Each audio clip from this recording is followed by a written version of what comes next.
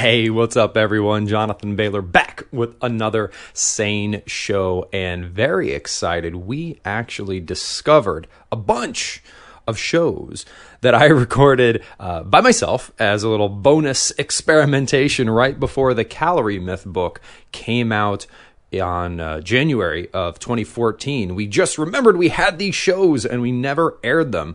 So we're going to air them now. Exciting. So what will follow in this episode is one of these previously hidden pre-Calorie Myth shows. So a little bit dated, but still valuable. I hope you enjoy it. And remember, stay sane. Welcome to the Smarter Science of Slim, the scientifically proven program where you eat more and exercise less to burn fat and boost health. Eat smarter, exercise smarter, live better. I am so ready for that. Hey everyone, Jonathan Bailor back with another Smarter Science of Slim show. An excellent show planned for you today. First, gonna give a bit of a maybe controversial but scientifically valid perspective on a specific and very popular form of exercise, and then going to talk about the infamous quote-unquote balanced diet. Very important because both of today's topics are things that individuals bring up all the time as being critical to living a healthy lifestyle, and we will see that the science and, in fact, common sense do not necessarily support that conventional wisdom. So let's get right into it. First and foremost, let's talk about the go-to prescription when the mainstream talks about exercise, and that is jogging. Just wake up early and head out for a jog, right? How many times have we heard that? Just lace up the old shoes, hit the pavement, make it happen. Now, as always, a quick disclaimer. When we talk here on Smarter Science of Slim show, we're talking about the most effective and scientifically proven and safe ways to heal your metabolism, aid in long-term fat loss, prevent disease, and to do that in the most practical and permanent fashion possible. I like to give that disclaimer because I know there are some people, I am not one of them, but there are millions of them who, for example, like to run marathons. Running is their hobby. My hobby, for example, is reading. I really like reading. But I don't think that reading is going to help heal my metabolism. I know it's not going to. That's my hobby and I do it for fun. I don't do it to heal my metabolism. If jogging is your hobby, I am in no way, shape, or form recommending that you stop getting joy in your life from your hobby. Joy is key to life. So if jogging brings you joy and you do it because it's a hobby and it makes you happy, please, please, please keep on being happy. But now, if you don't like jogging or have considered jogging and it hasn't worked out for you, or you feel like you're a failure because you've tried to jog in the past and it hasn't effectively burned fat on your body, you are not a failure. You are not a failure completely separate from this conversation in general, but that's a whole nother podcast. But you are especially not a failure because jogging was not an effective means for metabolic healing for you, because the science shows quite clearly not only is it not very effective at fat loss, but it can actually be counterproductive for our health. So one of the key reasons that jogging is honestly can cause more harm than good, if we look at it from just a science perspective, again, not to say that no one should ever jog, right? Boxing certainly has side effects, and we know that if we chose to box as our form of exercise, someone might say, hey, you know, there are forms of exercise that require your head getting smashed less frequently. And similarly, for jogging, there are forms of exercise that require your joints and ligaments and spinal column and knees and hips and ankles getting smashed less. So think of jogging maybe as boxing for your lower body and spine. Because when an individual goes for a jog, let's say for every mile we run, our feet hit the ground about 900 times. And of course, that's an estimate because we all have different stride lengths and such.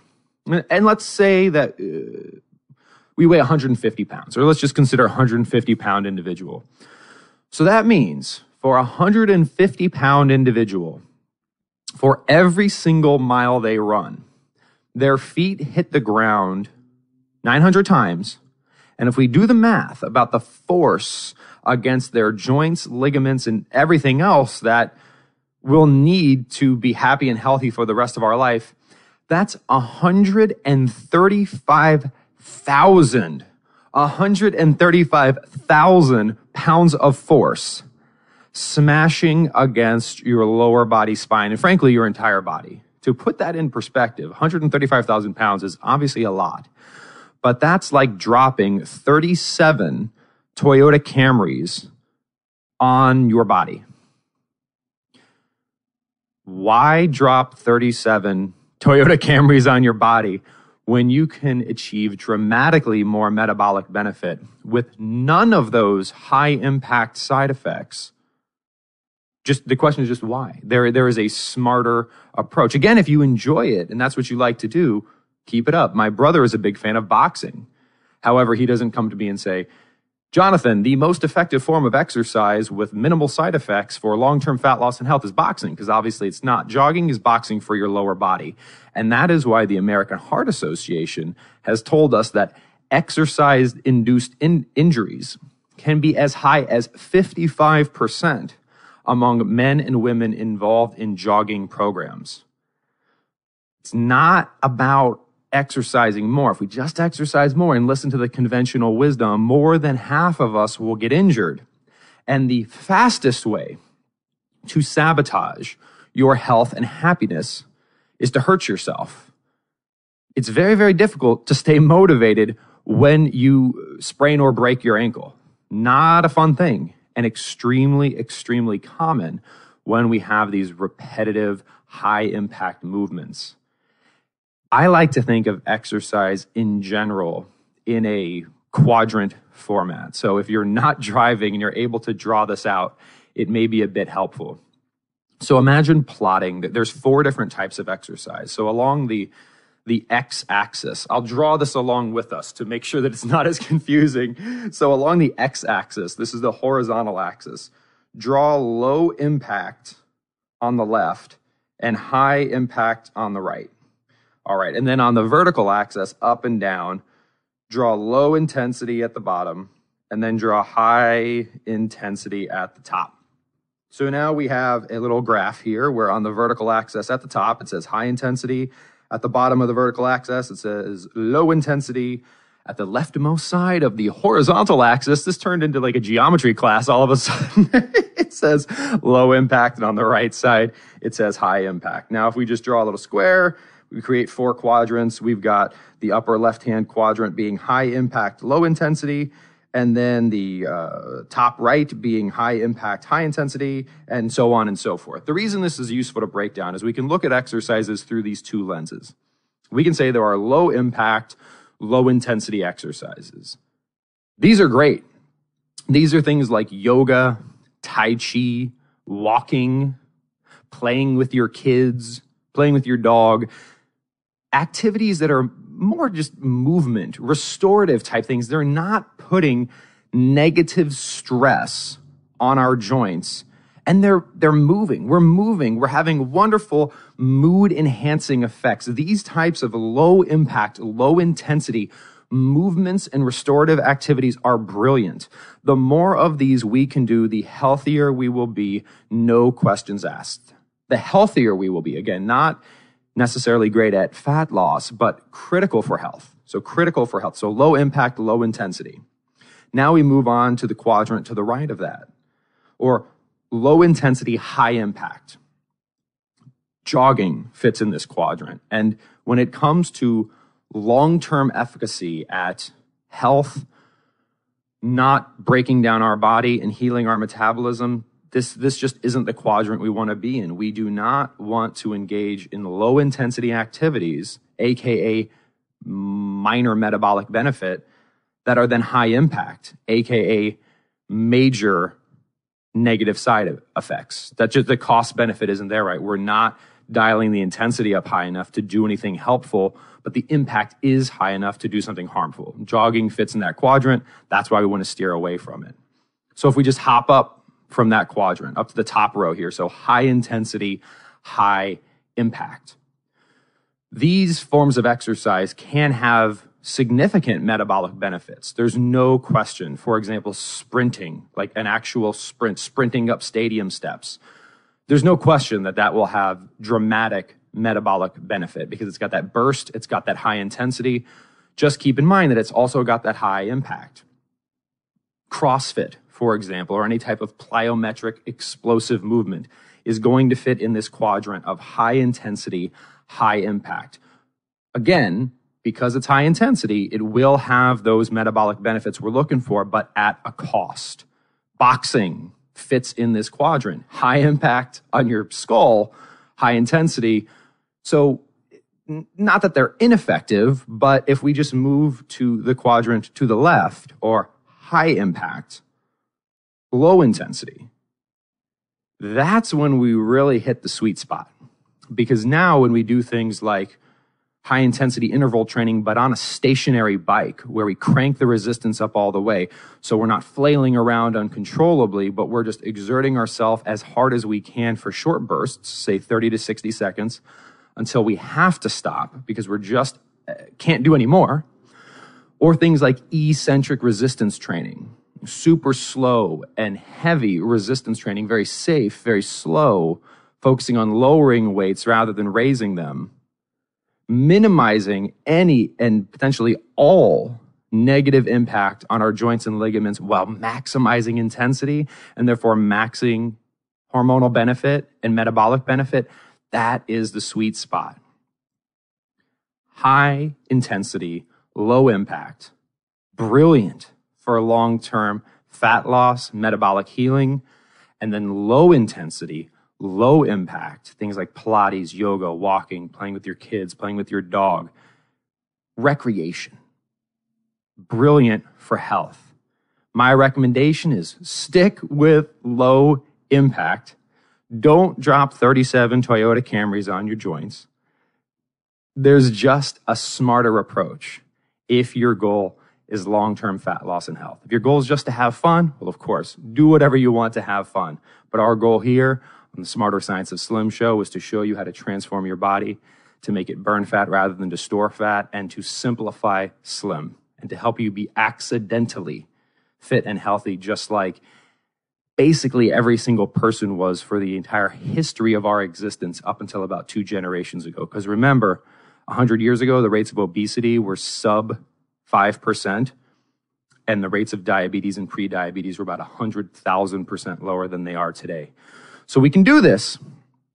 We just need to have the right information.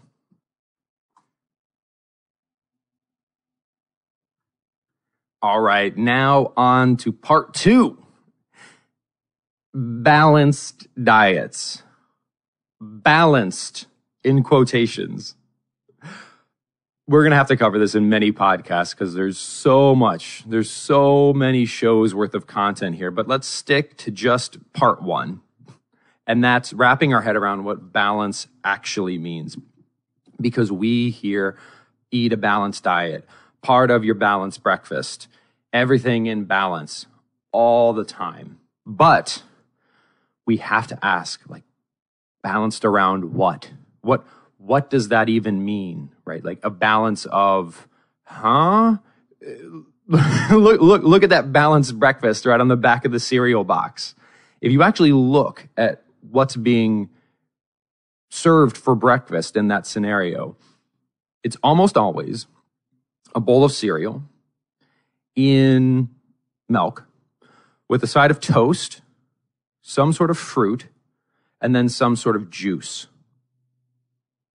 Now, I may not have a PhD in math, but that meal right there is about 80% plus sugar. Because remember, starch and sugar are the exact same when they leave your stomach. It's just glucose. So it doesn't whole grain just means long chain of sugar. And that's not my opinion. That's a complex carbohydrate is a long chain of glucose. That's the only difference, is that many molecules of sugar are joined together rather than few. So we look at this balanced diet on the back of a cereal box. It's balanced. This balanced diet, balanced in quotations, gets about 80% of its calories from sugar. To put that in perspective, the Atkins diet, which is world renowned for being a high-fat diet.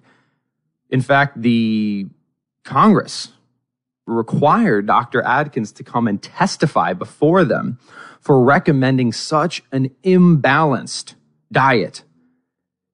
This admittedly imbalanced high-fat diet, which in later shows we'll talk about, can actually be phenomenally helpful for you according to the research rather than conventional wisdom. This admittedly unbalanced high-fat Atkins diet recommends getting about 65% of your calories from healthy fats. How can a diet that recommends getting 65% of your calories from one macronutrient, aka fat, be horribly imbalanced and acknowledged as such, but a breakfast consisting of 80% carbohydrate or more, 80% is the low end of the spectrum, be a balanced breakfast? Taking it one step further, the food guide pyramid we've all been told about, and the new My Plate. If you look at the composition of these balanced diets, they're about 65% carbohydrate, which doesn't in and of itself make them unhealthy. But we've got to take a step back and say, if a balanced diet in our country is defined by a diet where we get 65% of our calories from the one macronutrient that is not required by our body. Remember, our body can create its own sugar from protein if it needs to, and it can also fuel itself from fat. So when did balance become 65% of our calories from carbohydrate? And then to compound the confusion here, the American Heart Association, the American Heart Association Nutrition Committee has gone on record calling a more balanced breakdown of our macronutrients, say a 40% carbohydrate, 30% fat, 30% protein, right? Like that's balanced. We have 3 sources of calories basically, and we're getting about a third of our calories from each. That is mathematically balanced. That is unarguable. It's just, 40% here, 30% here, 30% here equals 100%. Certainly that is more balanced than a 65%, 20%, 15% breakdown, right? But that 40% carbohydrate, 30% fat, 30% protein balanced diet, mathematically, the American Heart Association calls this a low carbohydrate, very high protein diet. I'm quoting directly. 40% carbohydrate, 30% fat, 30% protein is referred to as a low carbohydrate and very high protein diet. Again, don't want to turn this into an algebra class, but if getting 30% of our calories from protein is a very high protein diet, then what is the food guide pyramid in terms of carbohydrate when it recommends that we get more than double that from carbohydrate? So is the balanced diet we've all been told about actually a very, very, very, very, very, very, very high carbohydrate diet? Because if a 30% protein diet is a very high protein diet and balanced is 65% carbohydrate, you can see this gets a little wacky and confusing. And this is why back in 2011, there was an edition of USA Today where the author was mocking Americans because there was a statistic that 72% of Americans believed they ate a balanced diet. The implication, of course, in the article was that, well, with 70% of Americans being overweight, clearly 72% of us are not actually eating a balanced diet, because if we were, a balanced diet is synonymous with a healthy diet. So if 72% of us were actually eating a balanced diet, about 70% of us wouldn't be overweight, right? Wrong. If the balanced diet we've been told about is actually horribly out of balance, then it actually makes sense that if about 70% of us are eating that supposedly balanced diet, about 70% of us are experiencing horrible health and weight gain because it's actually completely out of balance. It is not a balanced diet when you get 65% plus of your calories from a single macronutrient. That doesn't necessarily mean the diet in and of itself is unhealthy. It just means it's not balanced. So just be careful. Friends, when you hear people talk about, oh, it's balanced, it's just everything in balance. Well, balance relative to what? How are you defining balance? Is it balancing the interests of the dairy producers in our country while also balancing the interest of artificial food product manufacturers? Is it balancing the interests of the beef industry with the interests of the tobacco lobby? I mean, what are we balancing? So just take a step back, because what we've been told is a balanced diet is simply not. Remember, think for yourself. Don't listen to the mainstream media. That's what we've been doing for the past 40 years, and look where it's gotten us. We don't fly in the same airplanes we flew in 40 years ago. We don't practice heart surgery the same way we did 40 years ago. We don't use the same cell phones we used 4 minutes ago. Yet the mainstream media continues to tell us the same eating and exercise theories that we were told 40 to 50 years ago. Because of that, balance has become horribly unbalanced, healthy has become horribly unhealthy, and the good news is there is a simple solution. Eat things you can find directly in nature. If you cannot find it directly in nature, you may not want to eat it. Doesn't mean you can't eat it. It just means you want to be careful while you're eating it, because chances are it may not do what you want. Directly in nature, non-starchy vegetables, whole plants, plants you could eat raw, leafy greens, cucumbers, mushrooms, olives, tomatoes, carrots, nutrient-dense proteins, seafood, nutrient-rich meats, not processed meats, whole food fats, cocoa, coconut, chia, flax, avocado, macadamia, delicious low fructose fruits such as berries and citrus. There is no shortage of delicious, whole, natural, healing, nutrient-dense foods that we can enjoy. And what is amazing is when we eat those whole, natural, healing, nutrient-dense, and hormonally helpful foods in order of nutrient-dense vegetables first, nutrient-dense proteins second, whole food fats and low fructose fruits third, you will be shocked as your diet just automatically balances itself out. And you'll be shocked as your body fat levels automatically balance themselves out around a much slimmer set point. And you'll be shocked as life just becomes much more balanced. Remember, friends, this week and every week after, eat smarter, exercise smarter, and live better. Chat with you soon. Wait, don't stop listening yet. You can get fabulous free SANE recipes over at carriebrown.com. And don't forget your 100% free eating and exercise quick start program, as well as free, fun, daily tips delivered right into your inbox at bailorgroup.com. That's Bailor group.com.